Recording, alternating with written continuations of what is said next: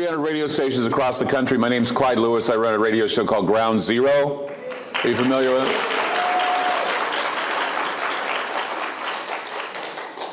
You know what's really amazing is that I have found that a lot of the time this year I've been talking about chemtrails. I've been talking about weather formations. I've been talking about weather control and how it all affects us and how the toxicity of our skies are creating something called sickness behavior. Now you can look this up. There is a terminology that people are feeling sick or they're feeling undue stress or they're feeling badly and they don't know why. And they go to their doctor and it's all idiopathic. They say it's idiopathic, they don't know what's going on. Take a pill, you'll feel much better. And I have been through this, I'm sure many of you have been through this, and we're finding ourselves in a situation where you can go back 20 years and you won't remember maybe 25 years past where every commercial on television is about either a lawsuit towards Big Pharma or drugs that will help you with things like bowel problems, lung problems, erectile dysfunction, all of these problems that we've all of a sudden became afflicted with. And you can trace back the time to the 1990s. And I know that in my experience doing my show since 1995, that it was nearer to 1998 and 1999 where we were concerned about chemtrails. At the time, it was still unknown about what they did. I remember in the 1980s, it was back in 1985, John Chancellor of NBC News did a story about contrails. And their story was how contrails were affecting the weather. Now that story got lost somewhere, but then more things were happening in the skies and people were becoming concerned. And it started off with the idea that people were getting flus whenever chemtrails would come over or they would act differently. And so there were speculations about mind control. There were speculations about how this affected all of us. And what they're beginning to find is that the weather and the toxicity of our planet right now is creating something called pro-inflammatory cytokines. And what pro-inflammatory cytokines do is they actually create the feeling of malaise, the feeling of disease. And this has been going on now for some time. And they've had a hard time trying to pinpoint exactly what's causing it. But the big question is why these cytokines are being released in the body, but many Americans are feeling overall weariness and fatigue. One thing I think that a lot of people should know about is that there is a growing thirst for caffeinated energy drinks, which include the likes of Red Bull, Monster, and Rockstar. This has spurred a heart-thumping surge in sales. Globally, the energy drink industry has gone from $3.8 billion in 1999 to $27.5 billion business last year, according to data from market research. And that's the EQ monitor. There's more than a 62% jump. A 62% jump in the sales of energy drinks. Now, why is that? Because people are feeling weary. They have that sick feeling. They don't know what's going on. They need energy. But Americans are the most of the consumers. Americans in the U.S. energy drink sales have grown by more than 5,000% since 1999. So is it any coincidence that in 1999 the first analysis of the chemtrails began? That's when it happened. In that year, I was first confronted with questions about aerosol testing that was carried out by planes at Hill Air Force Base in Utah. And what they were doing is they were spraying simulants in the air. And you could track these simulants by the blue that they left behind. There were blue trails and there were white trails. Some were even black trails, and they were doing the tests over a place called Eagle Range, which was a area in the West Deserts of Utah. Programs included unknown testing of biochemicals on the people of the United States. Some of these reports showed that citizens were sprayed with various chemicals resulting in dementia, miscarriages, impotence, headaches, neuralgia, herpes zoster, nausea, irritable bowel syndrome, birth defects, and low-grade fevers. By the year 2000, there was a great deal of money going into advertising of drugs that allegedly alleviated these very problems, from Prilosec to Viagra to specially modified over-the-counter medications for migraines. And these new miracle drugs were developed in the early 1980s, tested and prepared for approval, and many of these new drugs were developed allegedly to counteract the effects of an environmental accident that was caused by bioweapon open-air experimentation on the American people from the 1940s, and another that took place prior to the declassified documents were released in 1977. The Army released simulant agents over hundreds of populated areas around the country. Targets included portions of Hawaii and Alaska, San Francisco, St. Louis, Minneapolis, New York City, Washington, D.C., Key West, and many other cities. The purpose was to see how the bacteria spread and survived as people went about their normal activities. Evidence suggested that the tests may have been causing illness to exposed citizens. Nevertheless, the health of the billions of people exposed was never monitored because the Army assumed that the bacteria and the chemicals were harmless. And the tests involved spraying aerosolized stimulants from planes and helicopters, sometimes in balloons and other populated areas. They were dropping them from balloons. In fact, 45 years of open-air testing, the Army stopped using certain stimulants for reasons of safety, but in each instance, the Army belatedly recognized that they could be causing disease, birth defects, and other problems. They have also been known to drop black mold as a stimulant. The fungus had long been known to cause aspergillosis, and that sometimes can lead to fatal lung disorders. Similarly, in the 1960s, the Army stopped using zinc cadmium sulfide, which is a chemical that had been known for years to cause cancer. In the 1970s, the bacterium Serratia mersens caused many infections that led to death of healthy individuals. It was taken out of service as a stimulant because of it, but most of the time when they would spray, they'd do so to see what would happen to areas. There were times when they would drop toxic chemicals on a city to see if flu or any other diseases could take place.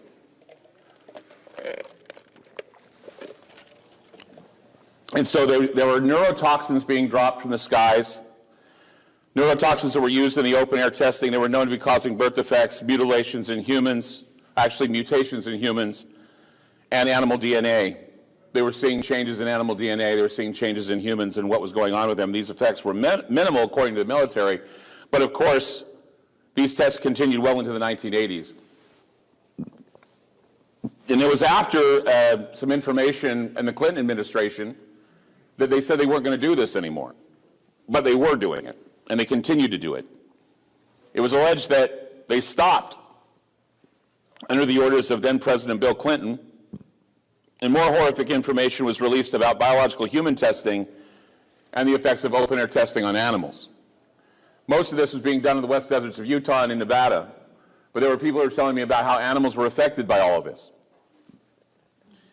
In 1979, a declassified review claimed that the United States intensified its development. It was codenamed MK Naomi. MK Naomi specifically was a plan to store materials that could either incapacitate or kill the test subject and develop devices to use for the diffusion of such materials over widely populated areas. Much of the details of the operation and how the materials were dispersed is scarce. However, new programs replacing MK Naomi through the U.S. Army Special Operations Command gave evidence of at least 3 covert techniques for attacking and poisoning crops and animal products that have been examined under field conditions. One of them included the deliberate spraying of neurotoxins on crops, cows, and sheep. Helicopters were fitted with spray tanks, and later C-130s were also fitted with tanks that would spray a chemical trail over a large area. The C-130s were dispatched out of Hill Air Force Base, Utah. Modular aerial spraying systems, or MASS, M-A-S-S, were used to conduct nighttime aerial spray missions on animals and crops. Each system can be configured within up to 4 500-gallon tanks for a total volume of 2,000 gallons of spray. That's 2,000 gallons of spray. CH-130 or C-130H aircraft were modified to perform aerial application toxins. The MASS, the MASS system, was built by Lockheed Con Air. I'm not afraid to give names here because I think it's important that we know the origins. Lockheed Con Air provided the MASS systems for the spraying processes. And if you want to look for the patents, they're on the internet. If you want to look for the origination, you look at Hill Air Force Base, you can look at Dugway, you look at Twilla Army Depot. These are all areas where toxins were stored.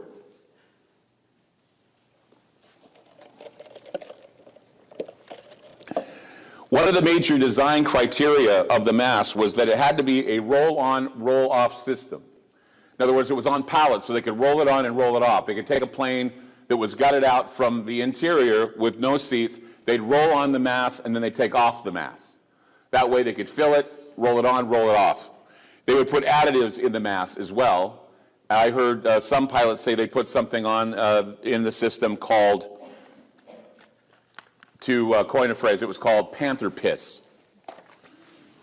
You can look into this. They were using this additive in fuel and they were dumping it on cities. No idea of what it was taking or what it was doing to people when they did this. So what they would do is they would take these pallets and they would lock it into the C-130's dual rail system. Once the MASS was loaded, interconnecting plumbing and electrical circuits tie the MASS modules together. To contain any spillage of spray materials, a 15-lip drip pan surrounded the pallets. The dry weight of the MASS was 10,500 pounds. So there was actually waste that was left behind that went into pallets and went into dishes, basically pans underneath the pallets. Now what people don't know is that the MASS system was allegedly used to release smart virulence over Iraq during the Gulf War. They're called smart virulence. Modification, basically, were modifications of strains of brucellosis, and they were made in order to spread it into enemy troops. But it would actually pass on to other populations. They knew how it would spread. They monitored the spreading during the Gulf War. The modifying of diseases is what they were putting out, modified diseases. And so the modifying of these diseases created a disabling bacterium that disappeared after the infection. Troops could be infected yet exhibited no signs of the bacteria when examined by a doctor. Bioengineers created a stealthy weapon. They extracted the active agent of brucellosis from the brucellosis bacteria, although the active agent in the mycoplasma would still be there.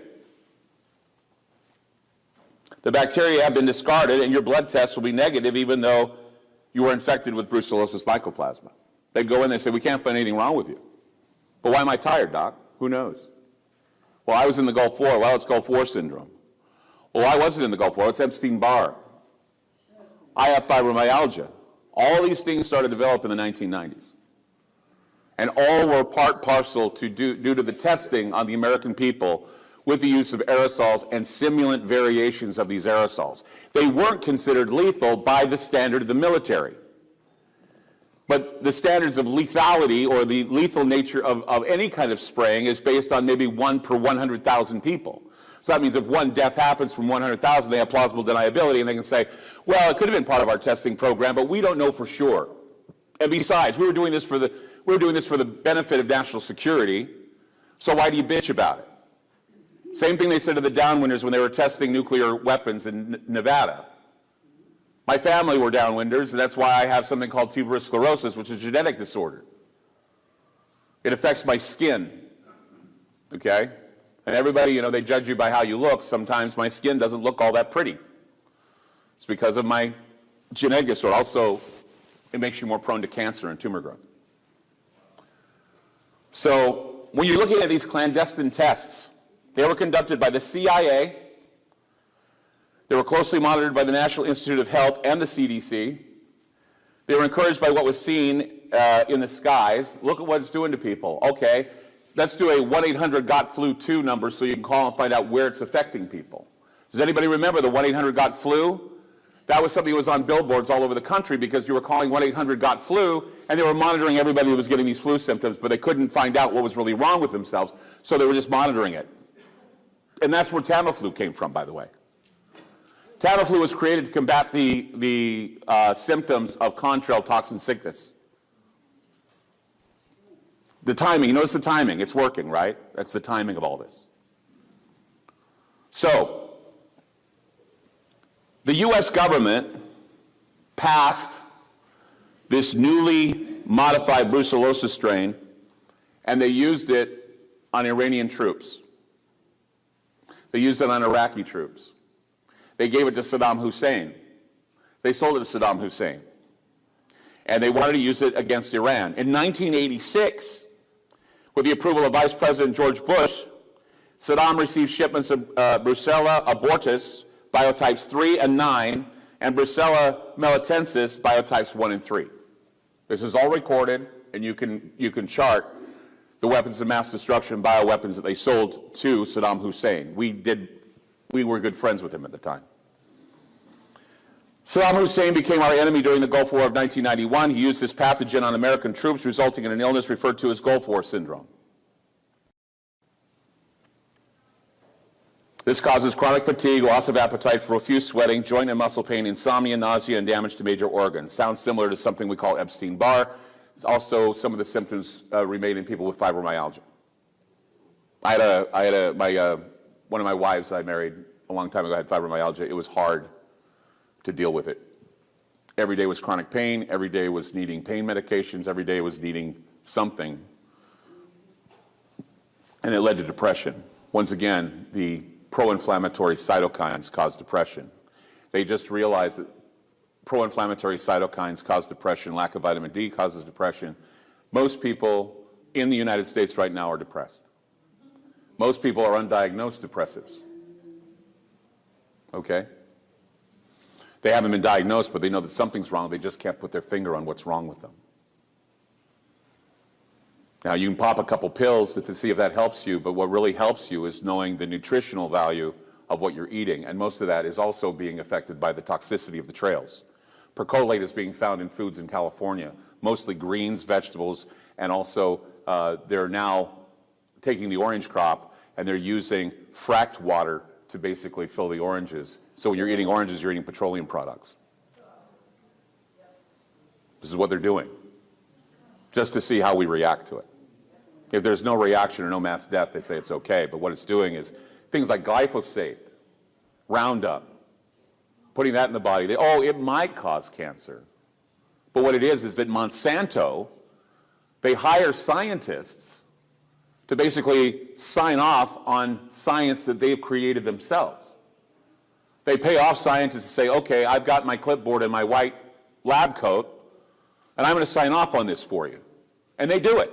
There was a lawsuit that was recently raised against Monsanto for doing that very thing. How many times have we seen the same thing probably with climate change or global warming? They write the science, scientists sign off on it, the science is in, the agenda is made, you don't question it. Geoengineering, put that out of your mind, it's not happening, but yet Harvard, Raytheon, and everyone else is getting ready to do these so-called trail studies, and they're going to put them in the skies. They've already put them in the skies. They're just normalizing it for us because they went out and they said it was all a hoax. And after they declared it all a hoax, then they decided, well, we're going to see science is all political now, if you quote Bill Nye the Science dupe. Bill Nye the Science lie. It's all political. It's all political. Yeah, you know what political science gives you? Eugenics.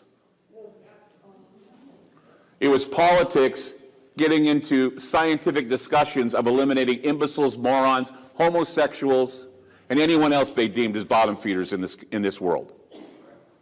Hitler was inspired by our eugenics programs. He didn't make them up himself.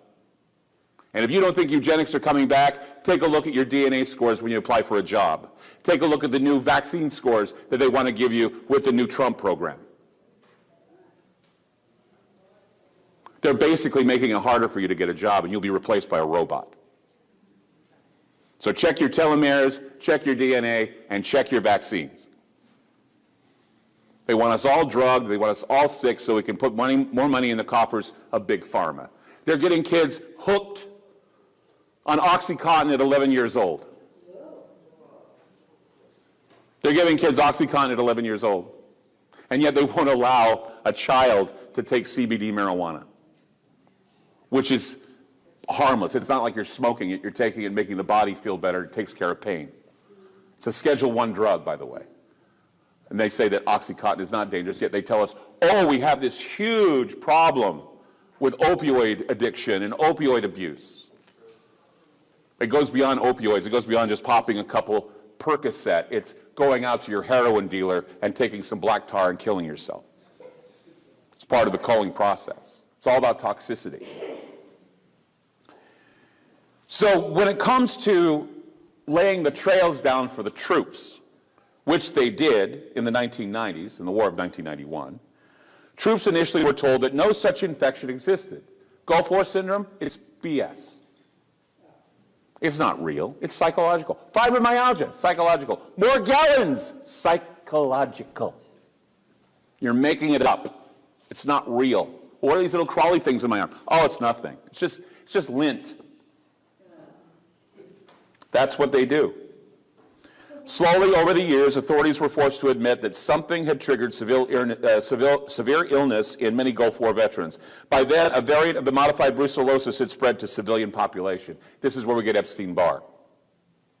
People began suffering from general debilitation, tiredness.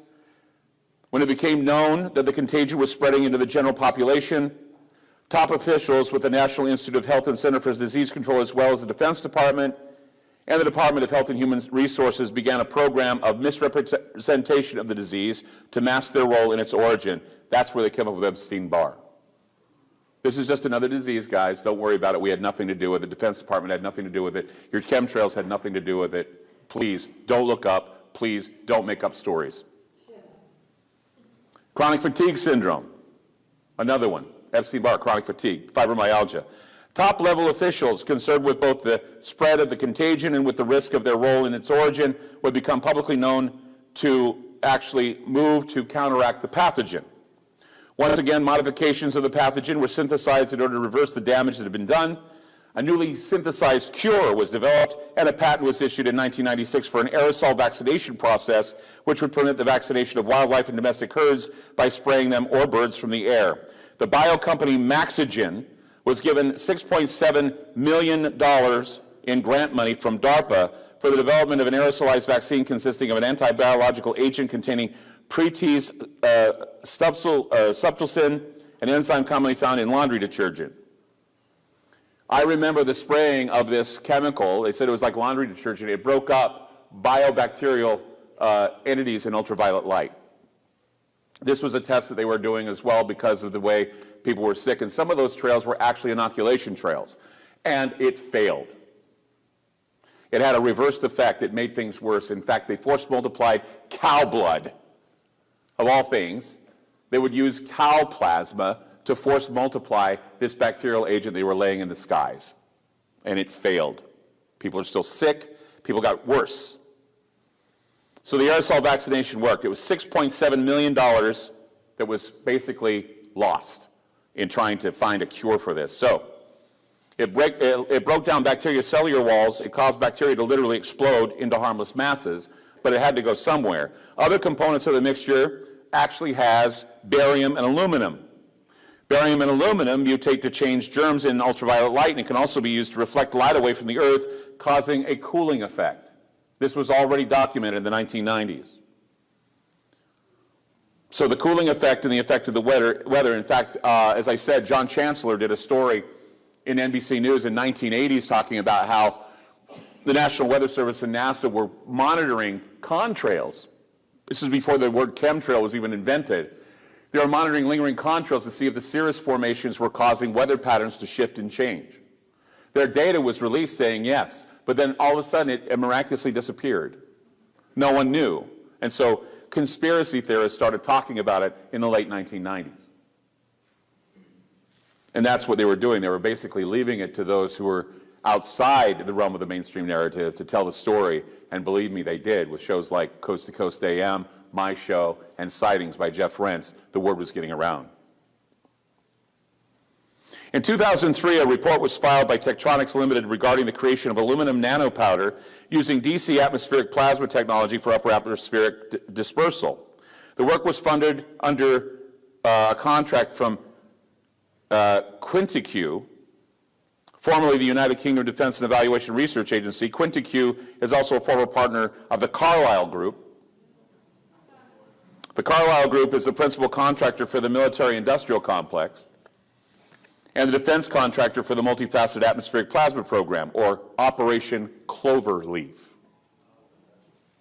I'm giving you these names and these ways to research so you can go home and see how it's all put together. I figured it was good for you to get a background and get an idea of how it's all going on, so if anybody ever asks you, prove your point, you can say Operation Cloverleaf, MK Naomi, the toxin spraying during the Gulf War, fibromyalgia, Epstein-Barr, chronic fatigue. All those things are product of the experimentation of toxins being dropped not only on enemy soldiers, but our own soldiers. And then them coming back from the war, having sex with their wives or their girlfriends, babies being born with this toxicity, because it carries.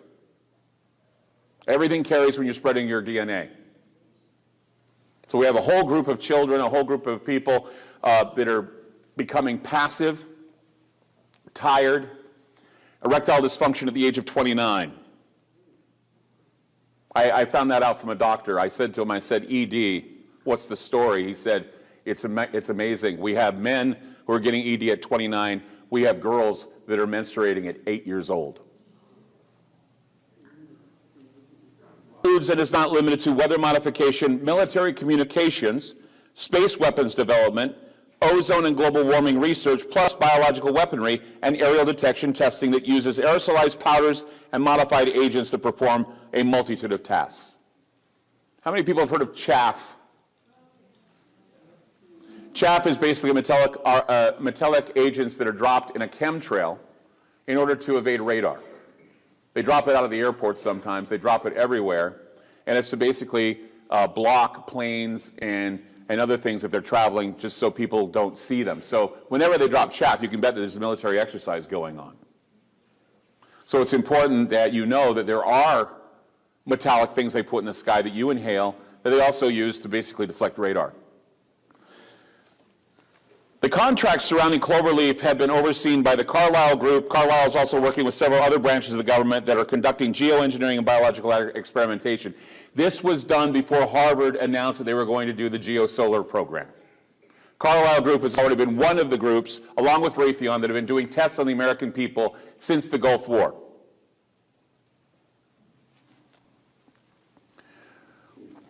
The multi-organizational megalith, which are perpetrating a lot of these biochemical projects, and I'll give you the names again. The U.S. Department of Defense, DARPA, Department of Energy. They have a huge network of national labs and universities, private defense contractors, and pharmaceutical companies heavily involved with toxifying you, making you feel sick, having you run to the doctor, getting your medications. Some of them are already causing problems for people, like statins, statin drugs, opiates. All these things were becoming, and people are becoming dependent on them. These drugs they give you for stomach problems, people get dependent on them. They may have had a touch of IBS or something, they take it, the IBS gets worse. It develops into things like rectal cancer, intestinal cancers. These are things that you need to be aware of. This is all one big cycle of toxicity for all of us.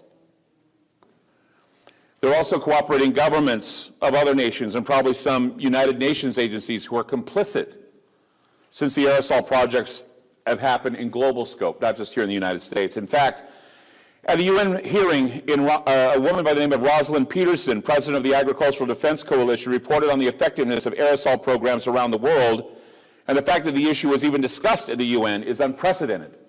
They talked about it. All you have to do is find Rosalind Peterson, look her up on the internet, you will see her speech to the UN. It's compelling. They even talk about HAARP and how it's successful in doing what it needed to do, heating the ionosphere and steering storms to areas and removing them. The geoengineering process has already begun. How many people are aware of the drought that has been in California since 2012 by applause? By applause. How many people are aware that the global science, climate science people said that we would need at least 5 good winters of rainfall to eliminate this drought? How many remember that? How many know that the drought is done? It's over. And how many know how long it took for that drought to end? 5 months. This winter. You know what that tells me? Geoengineering.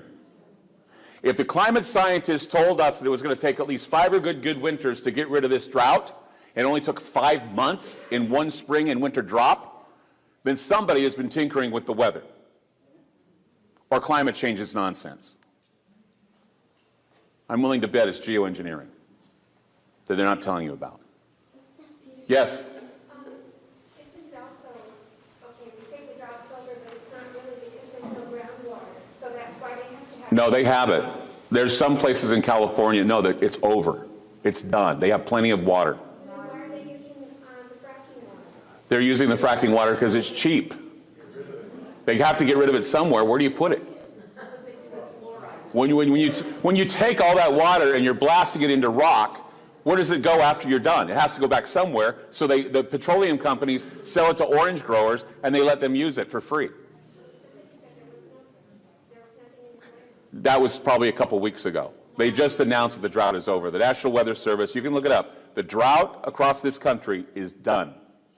In fact, it's 16% of normal.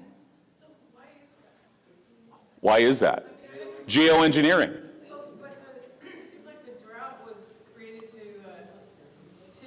run the food supply down and Right. But now they're changing it for some reason. Maybe they're trying to legitimize The whole thing is that they, yeah. What's that? The drought was derivative. Right. Right. I mean, look, we live in a time of disaster capitalism.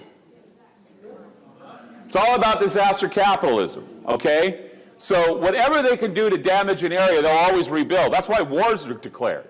So flooding is on the agenda now for Florida? Yeah, well, flooding is all over now. They're flooding everywhere. The South is all flooded out now.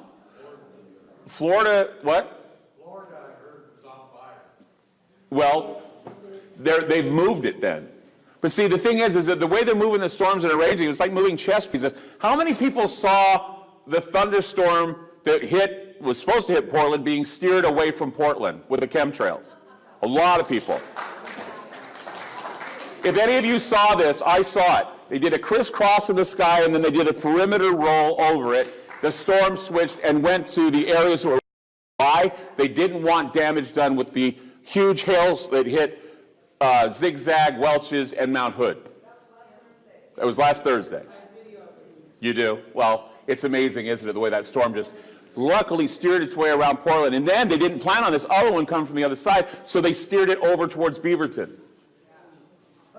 They wanted to avoid a disaster. Yes? Do you think that with the drought ending seemingly on purpose in California, do you think that maybe the good guys, per se, have gotten control of these weather? No. It's all ebb and flow. It's all for money. It's not good, guys. It's all profit. What would their motive be for ending the drought? to sell more bottled water. Well, it's got to go somewhere, so it's going over now to the other side. Was that the same storm that just hit Seattle or missed Seattle? Yeah. It was the big thunderstorm of the year, and it hit over here. It was horrible over there. Portland got saved. And if you look in the sky, you'll see why, because as it was moving in, trails were being sprayed, a round trail. It went X like this, and then it went around. It had a round thing, and I watched the storm just go around the trails. It was weird, yes? Yeah, I came from LA and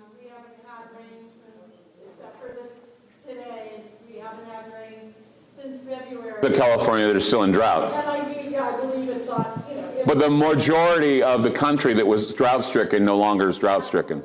Yeah. Families in Northern California and in San Luis, and it kind of comes there, and then just. Yeah. I was really surprised. It made me like laugh out loud because I was saying, wow, climate scientists told me it would take 5 winters. It's like, oh, but the science is in and we should not question. So we talked about cloverleaf. We talked about others. Here's something from the summer of 2016. This is very close, very, this is like last summer. The Environmental Protection Agency formally declared that emissions from jet engines endanger the health of humans and the environment. They have even acknowledged their part in geoengineering. You probably heard this before with the other speakers.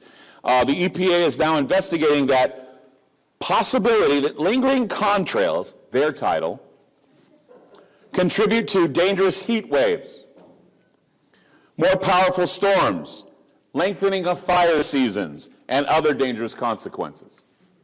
So the EPA is now looking into this. That's why we need to strike and say, hey, EPA, look what's going on. We see it too. Let's do something about it. But after the Global Sustainability Conference, which was the Global Sustainability 2030, all the climate science people, that was September of 2015, they addressed the so-called chemtrail controversy, saying that 98% of the consensus said there is no evidence of a massive spraying program happening all over the world. The climate science people said there's no evidence of a chemtrail conspiracy or a contrail conspiracy. Why? Because it would throw out their CO2 stories. If we were to state that water vapor and other chemicals are causing problems with the climate, it would immediately ruin their cap and trade and their taxing. We'd all be able to go around our little fossil fuel cars and destroy the planet. But see, that's the thing, is they think that if anybody questions climate science, we believe in crapping in our own homes. That's nonsense. People want to preserve the planet. That's why we're into chemtrail science in the first place. Yes?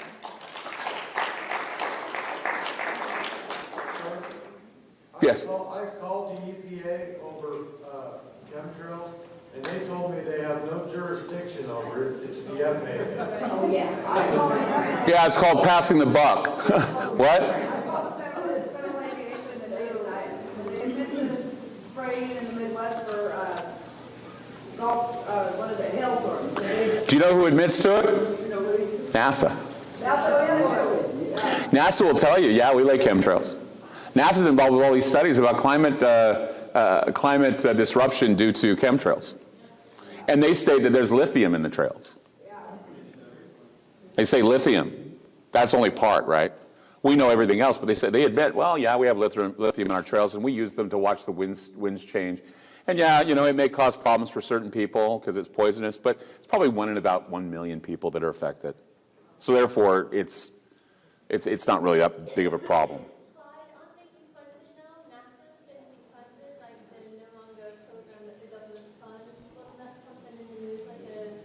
Yeah, I was just going to tell you that Donald Trump's environmental regulations basically revealed that new research offers powerful evidence of a link between pollution and dementia, but they're dropping the program. Bill Gates is funding it, so it's fine. Yeah, well, he's funding a new vaccination push for zero population growth. Reproductive rights, and like, if people don't get their vaccinations in Africa, they give them at gunpoint.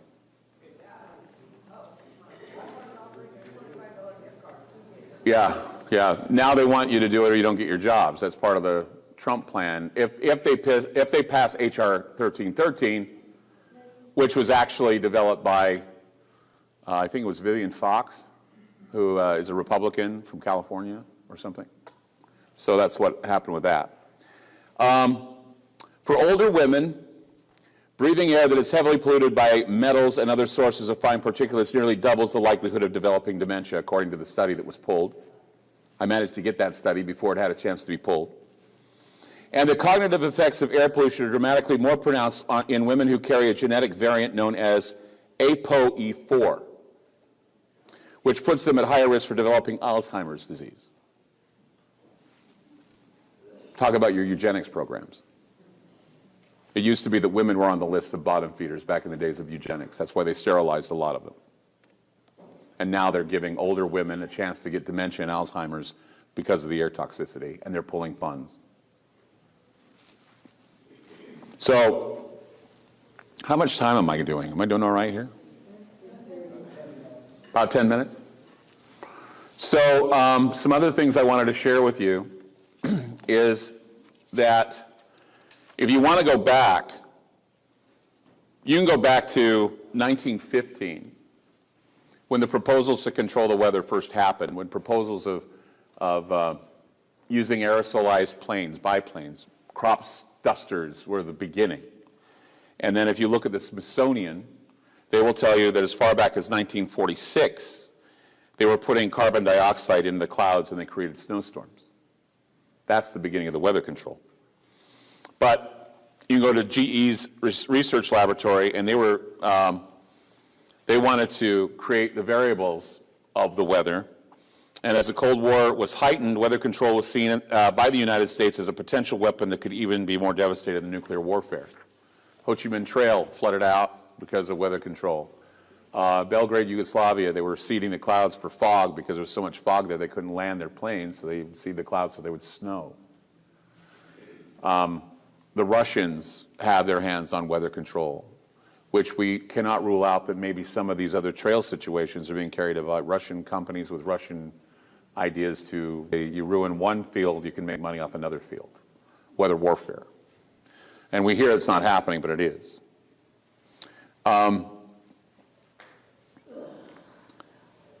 In December of 1950, Charleston Daily Mail in West Virginia ran a short article quoting Dr. Irving Langmuir, who said that he worked with Dr. Vincent J. Schaefer with the early experiments at GE Research Laboratory for controlling the weather. This is where it began. Dr. Edward Teller, the father of the H-bomb, testified in 1958 in front of the Senate Military Preparedness Subcommittee that he was more confident getting to the moon than changing the weather, but latter is a possibility. It's easier, probably, eventually we'll find a way to control the weather. He says, I wouldn't be surprised if we accomplished it in 5 years. I wouldn't be surprised if they had total control of the weather in the next 50. So now we know that the military plans to modify the weather for full spectrum control, wanting to use the space fence. They want to use other means. HARP can heat up an area, push a storm, steer a storm, steering hurricanes. All of these things have been talked about, and they're probably already being implemented. I mean, the new study from Harvard is saying that once it's implemented, once their new program is implemented for the solar geoengineering, that people would be used to seeing a white sky rather than a blue one. And they compared them to the skies of France and China. We all know that Chinese skies are polluted with all kinds of toxins. That's why they have white skies. France, they're using a program of spraying that they're using simulants there as well. That's why their skies are white. There's also a periodical, or at least a study, that many people don't agree with, but they should look into. It's called Case Orange. You can write this down, look up Case Orange. Basically, they don't like calling them chemtrails. The reason why is because it's associated with conspiracy theorists. But they bring into account things like the Space Preservation Act of 2001, where Dennis Kucinich had talked about, it was the first environmental act that used the term chemtrails in order to eliminate them. But then it was such an uncomfortable word for them to have in a bill that they removed chemtrails from the bill. So they use the term persistent contrails to describe the phenomena, and they say all contrails are chemtrails, just like Raphael did. She was on my show and she said all contrails are chemtrails. And I never thought of it that way, but they are. So if anybody says, hey, that's a contrail, not a chemtrail, well, they all have chemicals and water vapor and all these things that make everything horrible for all of us. Case Orange, the reason why it's so controversial is because Case Orange believes that chemtrails are not misanthropic. They believe that they're for our own good. But they say they're there, and they're there for consumer reasons, It's consumer driven. But Case Orange is actually one of the most, one of the biggest cases that has made awareness of the trails available to the government, although the government's still reviewing it. Case Orange presents evidence that Raytheon wants to control all the weather, which the authors find repugnant given that it is a private corporation. The authors recommend suing private corporations instead of governments, but subcontracting is quite common for governments and agencies, especially the military. I agree with that. Many times when we listen to radio shows like mine and others, the first thing we say is, damn the government, they're screwing us with this. Damn the government, they're screwing us with that. Well, guess what, guys? The government is only subcontracting. It's private companies that are screwing us. That is weather fascism. If the government is subcontracting, if the government is subcontracting companies to basically fill the skies with toxins, there's plausible deniability and lack of liability and transparency from your government. If we hide it in business models, no one's going to want to investigate the businesses because there are laws that say that businesses cannot reveal their secrets. That's why the 11 herbs and spices in your Kentucky Fried Chicken are still a secret. So the same laws that protect Kentucky Fried Chicken and Coca-Cola are the same laws that protect these companies from toxifying you. And argumentally, Kentucky Fried Chicken and Coca-Cola toxifies you. I'm the colonel, and I'm making you sick. So you're looking at articles all over now that are surfacing about anthropogenic climate change, which claim that the average person is responsible for the majority of changing the state of Earth's life support systems and climate. According to these articles, humanity has decimated the planet in countless ways, and the repercussions are becoming catastrophic. Now, the answer to all this, then, is to do more damage with geoengineering. Doesn't make any sense. It's because it's all about plausible deniability. When you're using environmental situations and you're changing the environment oh so slightly, when you're dinking around with weather oh so slightly, when you're doing things to piss people off oh so slightly, they can always back off and say, we didn't do it. You gave us consent to do it. It's for national security. What we need to stop doing is giving consent. Yeah.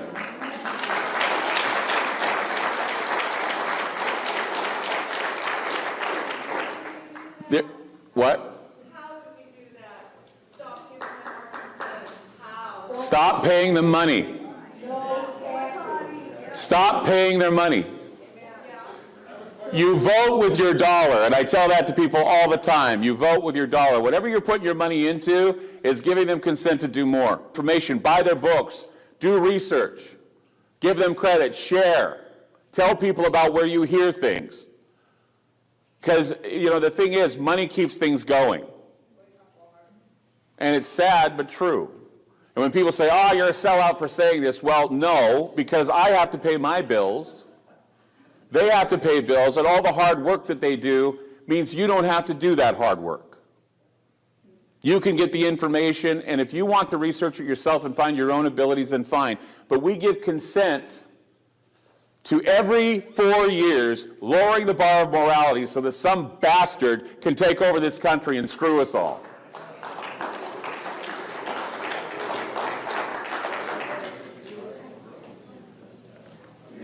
And that's the thing. That's what they call a pathocracy. That's what they call ponerism. When we lower the bar each time to excuse immorality in this country. You know, Donald Trump said something right when he was running for president. You know what he said? He said, I can kill somebody in the streets of New York and I'd still be popular. It's true. Hillary Clinton could eat a baby on TV and her supporters would still support her.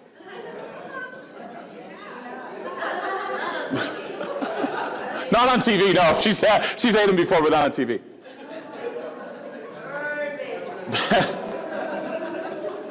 But that's how bad it's getting. Justifiable immorality in order to put your candidate into power because we look at politics as a football game. It's not a football game. It's like Alien versus Predator. One will win, but we all lose. Because they all like humans, they're tasty, and they make good Yes. Are you advocating the George Carlin approach, just don't register? I love George Carlin, but I don't take a political stand. Okay. Because that would make me someone who is not an objective reporter, and that's what I like to be. But I do see what I would call injustices being carried out, and we just let it happen because we're afraid, we don't know what to do, we don't know how to do it. But you know what? Knowledge empowers you. Every bit of knowledge you take from this chemtrail summit will empower you. Anyone who tells you it's nonsense will empower. You can tell them, I'm empowered because I have the notes, I have the things. One guy, some guy told me that I was some orange deplorable because I said what I said about climate change. And when I gave him the document, he says, I'm military, I know what I'm talking about. I says, okay, have you read your document called Owning the Weather by 2020, 2025? Well, no. I said it to him. He goes, oh my God, I didn't know. All right then, so why don't you take back that I'm some orange deplorable? They won't do that because you're basically showing them that they're caught up in their own. And I told the guy, I says, you know, oh, I see, so you're already into the political nature of climate science. It's all politics, isn't it to you? If I say I don't believe in climate change, I'm an idiot because climate changes all the time. But if I say that I don't believe in the politics involved, then that gets you right where you live because that's all what it's about, huh? If you don't believe in climate science, you must be a stupid Republican. If I believe in, oh, I'm a good Democrat. I'm a good liberal. Bullshit.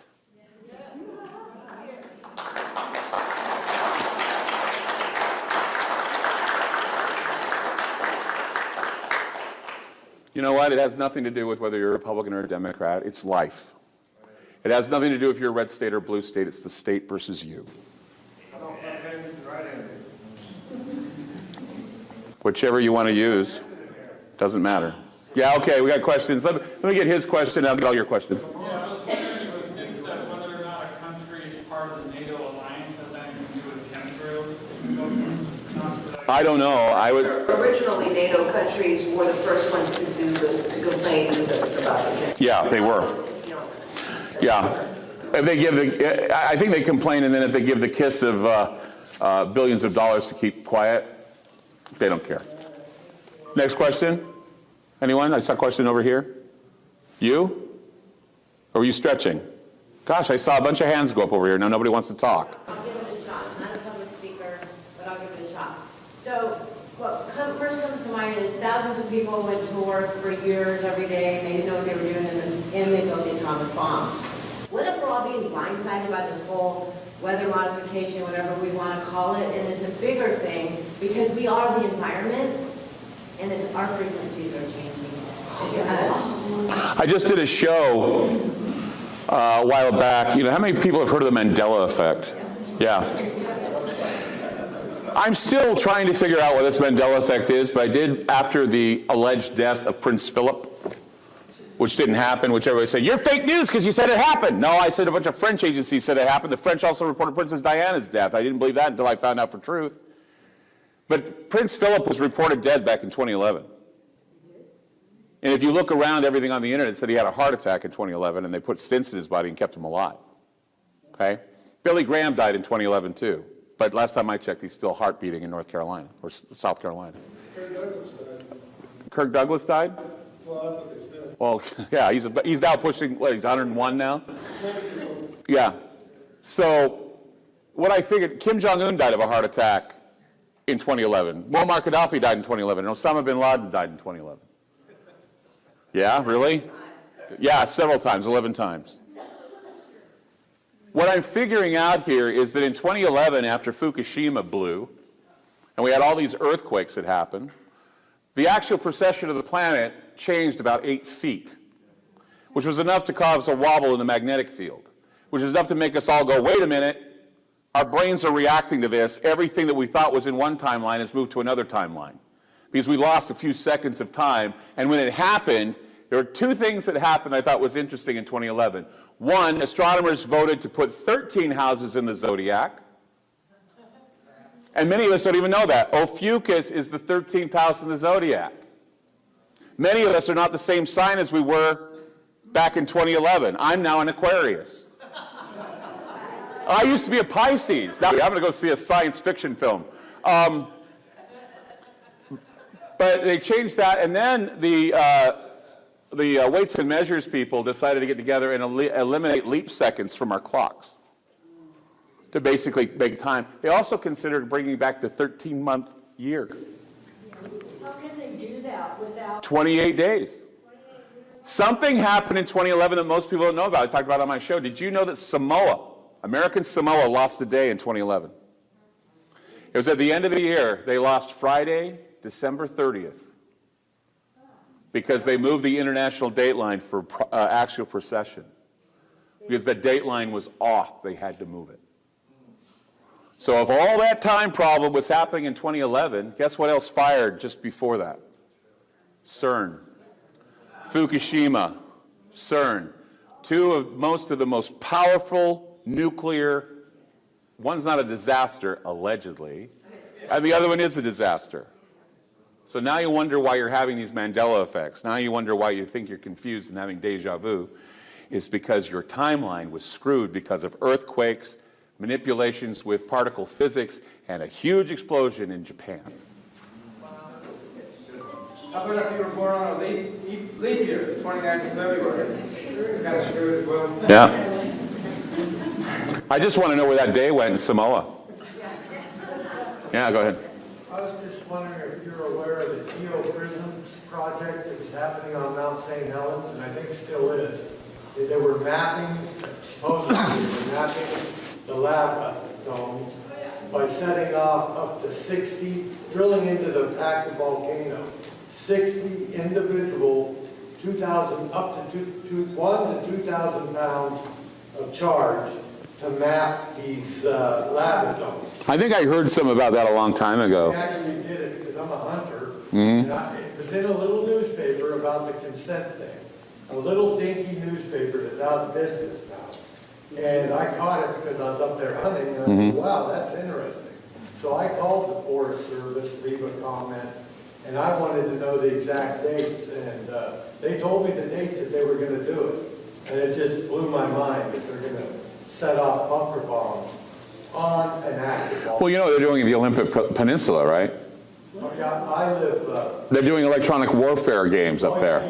EMPs, yeah, they're doing that, and they don't care about the wildlife, they don't care about the fauna and the flora. They just say, hey, you know, it's not going to affect anybody. Yes, you, and then you. It's kind of funny, I listened to all this, and then I kind of think about the anxiety I have about, well, not only chemtrails, but in the whole, this whole matrix of domination, but the fear that seems to be targeting us right now is not only weather events out of our control, but collapse of the economy. And when you project forward, it's really hard to kind of see anything beyond this apparent collapse of the fiat currency and switch over. And there was some little, it was weird, a little ray of hope about, well, maybe they'll just defund all those spending programs. But because this matrix is so enormous, and because it is run by Raython and really have co-opted our government, I think, the contractors to the military, which I've seen up close and personal, and I just kind of wonder how people are seeing the future for themselves with this currency collapse. It's hard enough. Environmental collapse. It's hard enough to plan 6 months ahead, let alone 10 years. Right. That's the way they put it now. We don't know. It's like every day is a new day, and every day that we're breathing and safe is a miracle. We don't know. That's why we have to be prepared at all times, be vigilant, and be aware, and talk. The dialogue needs to continue. I always say on my program that it's dialogue I'm looking after. I'm not here to preach to you. I want dialogue. Because you know what? Talk radio today lacks dialogue. So many times you're hearing from conservative talk show hosts that are telling you how to think. I'm a talk show host that tells you, damn it, think. And talk to me. Don't be rude, otherwise I'll be an asshole to you. I don't care. And I do that, believe it or not. People say, oh, you have disdain for your listeners. No, I have disdain for rude ass clowns, actually. They can go ride their unicycles and play with their little horns elsewhere. Balloon animals are also fun, but not on my show. You had a question. It was about the EMP stuff, the New York, LA, the outages that were like last week. Gotham Shield? Yes, Gotham Shield. Yes. Basically, they ran the drills. We had power outages all over the country, and they weren't reported. We had the three major ones. We had a subway in New York. We had LAX. So they did 2 transportation hubs, and they did San Francisco, a major population hub. What's that? Yeah, Bart. Yeah, Bart was out, yeah. Yeah, so they did do the drill. They did everything sparsely. The mainstream media downplayed it for the tax reform. I looked like an idiot. Because I told everybody, I said, April 26th, things are happening. And they did. We had missiles being lofted off. We had the missile system set up in Japan for North Korea. We had the president meeting with the Senate. We had all these things going on. And when the 26th happened, what was the major story of the day? Tax reform. Oh, man, I'm so glad that you've decided to avoid talking about World War III for my taxes, because you're not going to get as much, or I'm not going to get as much. Look, if they drop a bomb on me, I don't give a shit what I get. I don't care. Huh? Yeah, I'll go back to my horse and plow. I'm on the radio Monday through Friday, 7 p.m. to midnight Pacific time. They basically milk 5 hours out of me every night. I enjoy it. I do 5 hours of research before I do my program, so it's well researched. We have great guests. I have a great producer named Ron Patton. I publish a few books at thegroundzerobookstore.com. I have things out there for sale, t-shirts, all kinds of other cool things. It helps the show. I would invite you to listen to my program. I'm also on 300 stations across the country. I'm second only to Coast AM. In fact, I'm an opening act for George in most markets.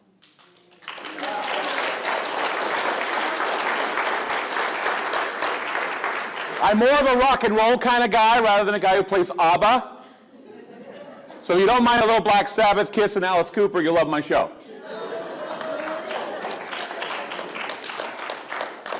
I thank you for this opportunity to speak here today. I find it great that we're talking about this. As I say, dialogue is great. You can't be an innocent bystander by just by standing. You have to speak or you're accepting it all. Thank you so much.